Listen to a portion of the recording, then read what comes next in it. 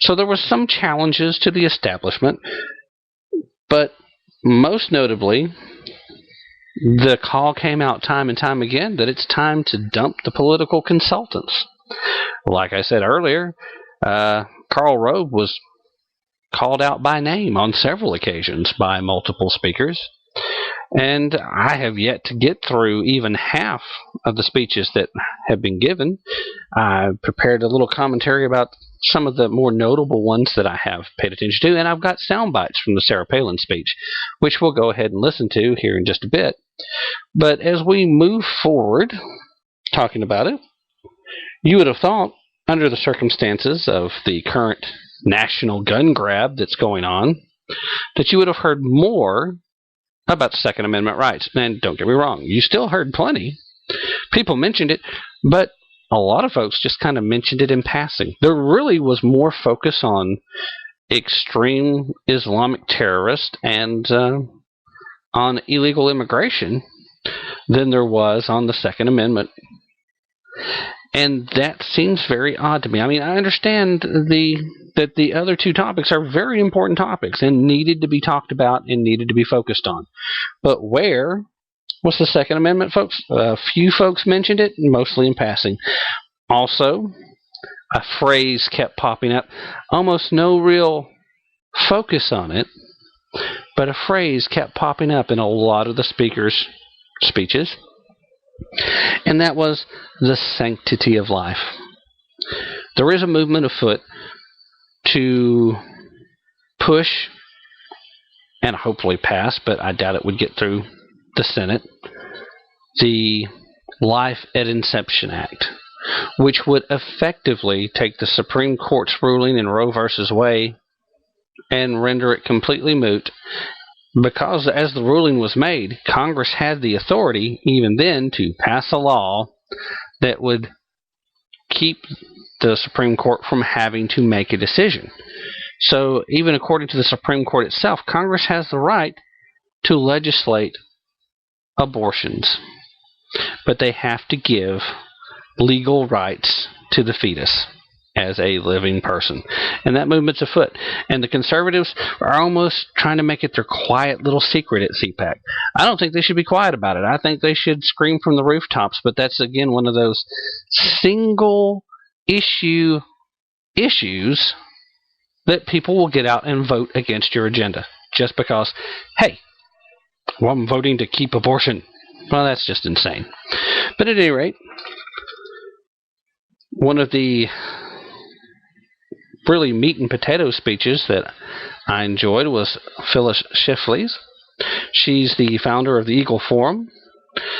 Certainly isn't going to get much media attention. Certainly isn't going to be looked at as a sexy speech. But she really came out. She called it the way she saw it. Challenged grassroots to take on the establishment. Was bold enough to call several of our recent candidates from the Republican Party losers. Talked about the three-legged stool of Reagan. Challenged Karl Rove by name. And said that it's time that the conservatives choose their candidates. Choose the candidates we want. She brought it. Eric Metraxas and Dr. Benjamin Carlson also came out in tandem, giving speeches on the importance of religion, talking about the golden triangle of freedom, which is to have freedom, you need virtue. To have virtue, you need faith. To have faith, you need freedom. Focused on the importance of the difference between freedom of worship and freedom of religion. And then, of course, that was Eric's part of the speech, and I think that was probably, at least so far, the best overall speech that I've heard. Dr. Benjamin Carlson also came out, was a little slow on the get-go, but once he got into his speech, delivered an excellent speech talking about the return of common sense, the return of the notion that Congress and the White House work for the people. He talked about the importance of education and the trouble with the low-information voter as it relates to education being that source of equal opportunity. You've got an opportunity for a great education. You need to take it, move forward. The trouble with the low information voter, he said, basically is easily pointed out by the fact that Congress has a 9% approval rate, but right about a 90% return rate. Very few people are being stepped out, even though nobody's happy with the results they're getting. And then he pointed out that if he was in the White House and was trying to destroy the country, he would go down a list of things that he wanted to do, and then pointed out that just coincidentally, the occupier seems to be doing a lot of those things. Of course, he also pointed out, and rightly so, that a lot of these things have been going on well before Obama took office. So, there you go. Michelle Bachmann gave a decent speech, stated that conservatives are the people who care about people, talked about gas prices, Second Amendment rights, and Benghazi. Mentioned by name Tyrone Woods and Glenn Darty, the former Navy SEALs who died defending the ambassador at the embassy in Benghazi, who defied orders to go do that, fought for hours. She pointed out that since they've gotten testimony in the Senate, that Obama was briefed within an hour of the first attack, that he conferred with advisors for about 30 minutes, and then he disappeared until the next day when he went to a campaign event in Las Vegas. And even now, nobody knows where he went or what he did when he disappeared. She also coined a phrase I'm sure you're going to be hearing, the war on the young, basically referring to the national debt. And she pointed out excesses like the late-night movie crew that stays at the White House in case they want to watch a movie at night, the dog walkers, and she did question why there isn't more being done to focus on research on Alzheimer's to seek a cure. Used polio as an example of what they could be doing, and she did coin a couple more phrases that probably are soundbite worthy, that being the so-called progressives fear real progress, and that doing right by the next generation should be the focus of the American spirit. Sarah Palin talked about Second Amendment rights, background checks. We're going to get into these, so I'm not going to go too much into it, but one of the greatest moments of her speech is when she took out a big gulp, took a sip from it, got the laughs, looked around, told everybody, look, don't worry, Bloomberg's not here. Our big gulps are safe. She had some good jokes. She did well. I really appreciated her effort. My biggest disappointment of what I've listened to so far, Mia Love. Mia Love is a rising star in the Republican Party, and normally very, very elegant, very good speaker. She is the mayor of Saratoga Springs, Utah. She ran for the House back in 2012, and she gave a very good speech at the Republican National Convention when they were nominating Romney.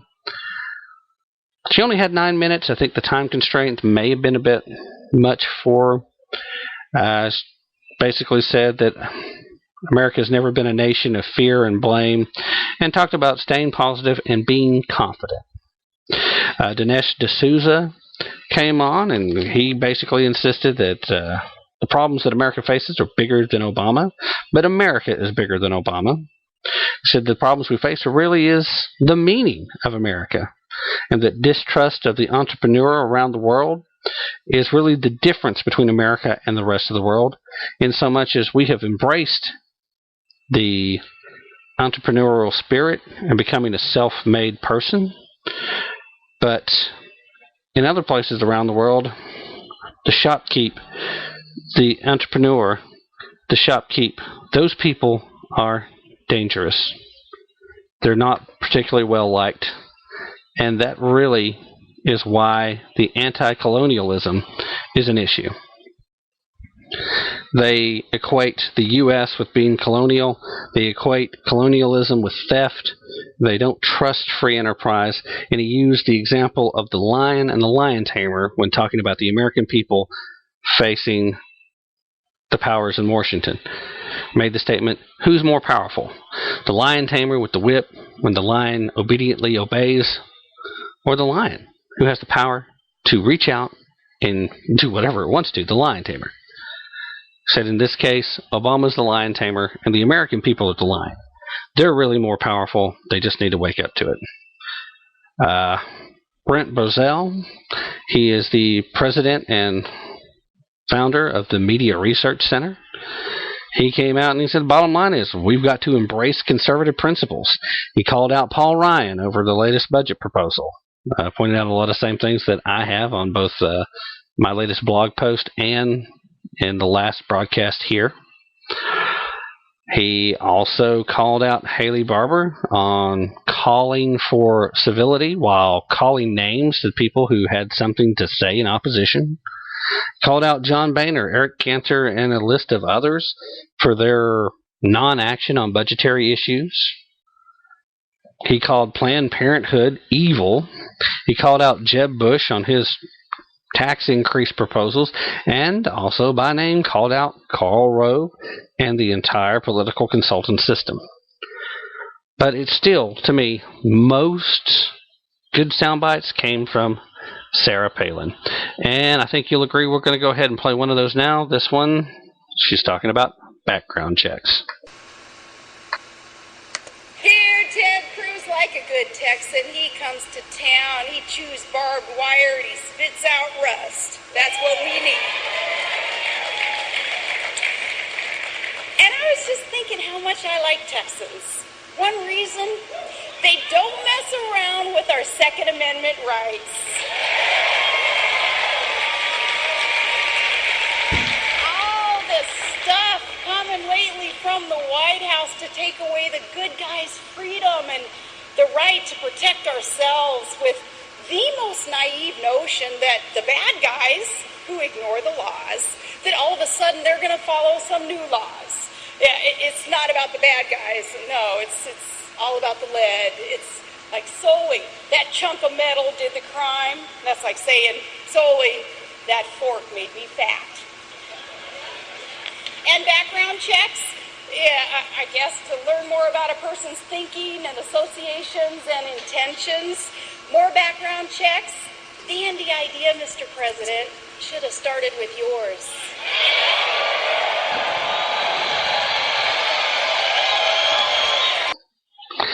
Well, yeah, she's got a great point there. And what are we talking about?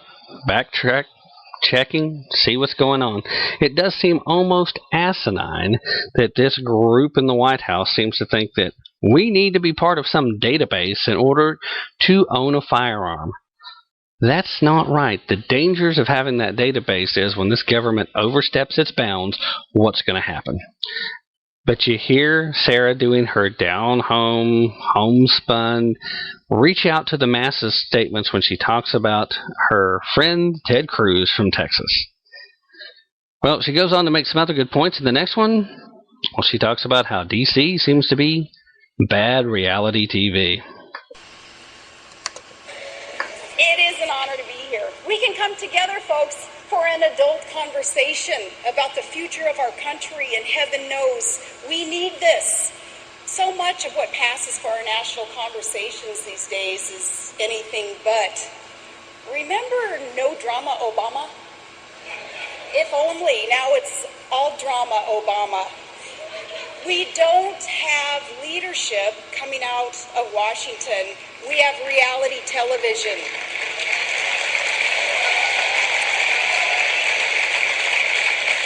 Except it's really bad reality TV, and the American people tuned out a long time ago. Entertainment TV is a good description of what's going on in D.C. because more than ever, it all feels like a put-on. Every event feels calculated to fool us somehow. So every speech feels like a con. Washington politicians, too many of both parties, have a bad habit of focusing on the process of politics instead of the purpose of politics, which is to lead and to serve. Even our guys in the GOP too often have a habit of reading their stage directions, especially these days. So, what are we talking about there? Obviously, we're talking about how they're just too focused on what it is that they seem to think they ought to be doing. They think they have to play a part. They think they have to play a role, which means that the conservatism isn't natural. It's not part of who they are.